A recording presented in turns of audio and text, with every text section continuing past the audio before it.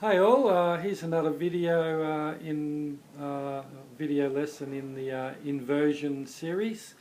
The first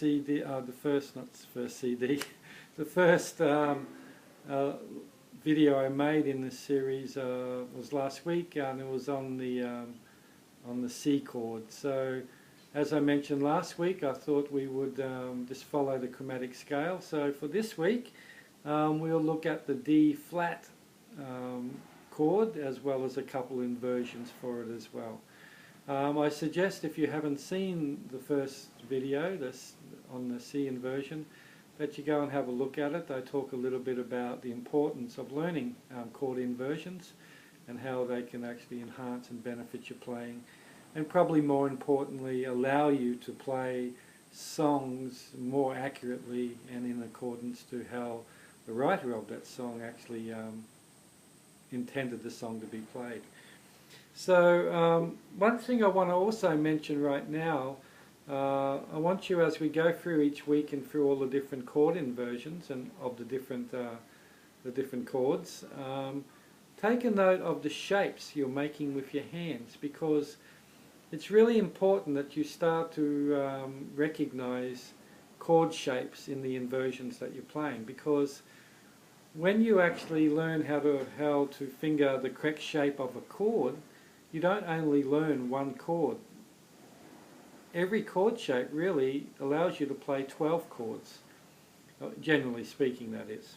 When it comes to major, minor and seventh chords, that is the case anyway. When you start looking at different other types of chords, suspended chords and all of these types of chords, then that rule doesn't apply. However, so knowing the correct shape of a chord is really important to understand as well.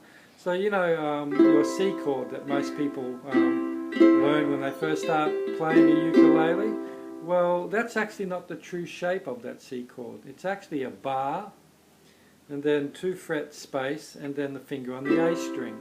But for the C chord, it's so far down the neck that the bar goes off the end of the fretboard.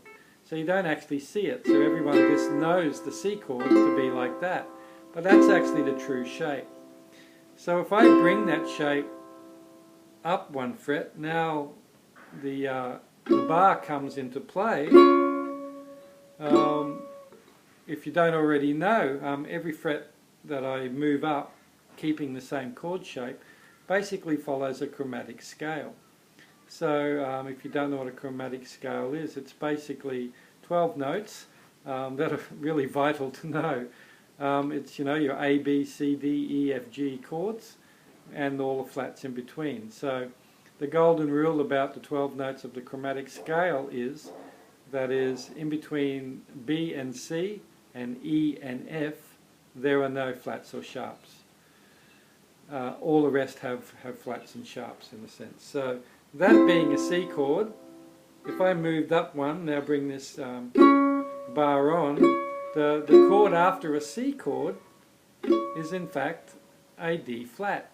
And if I actually came up one more, that would be a D chord. And as we go up further, we see D, that should be E flat. That would be an E chord, and as it goes on, so on, as you move up the fretboard, it follows that chromatic scale. And while we're on that subject, might as well mention, if you don't already know, all of the notes on your ukulele follow chromatic scale. So that string, number 1 string, is an A note. If I actually put my finger on the 1st fret, that becomes a B flat. That becomes a B. That becomes a C. D flat, D. So all the strings and also all the chord shapes follow a chromatic scale.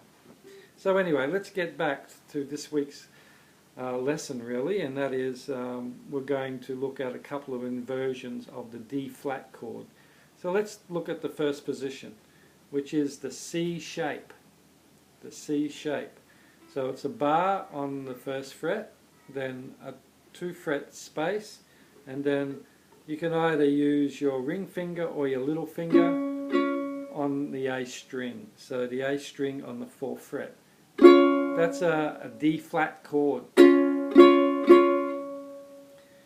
Now the first inversion of that is a chord shape that we looked at in the first lesson, and that is the B flat chord shape. But this B flat chord shape, we're going to bring it up onto the 4th fret. We'll start it there because that's B flat. If we move up one, that's B. We move up another one, that's the C chord, the first inversion we looked at in the first lesson.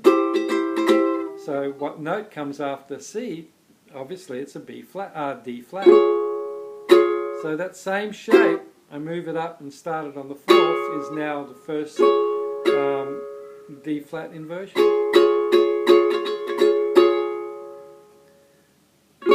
So there's your first D flat, and there's your second. The next one up is, remember we did the C chord starting on the 7th, and we had a bar on the 7th, and then we had our fingers in an F shape after it. Well, if that was C, just like down here, if I move up that shape one more fret, that's got to be a D flat. And it is a D flat.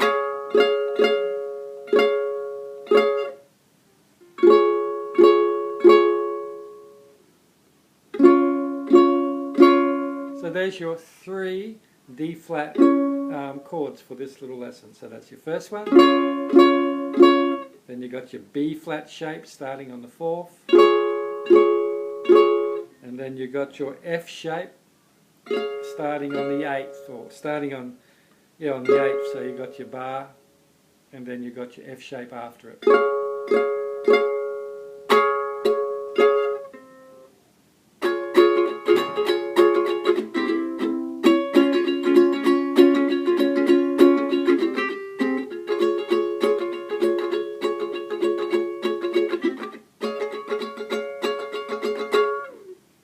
So there's the 3 D flat shapes, D flat chords, and the couple of inversions.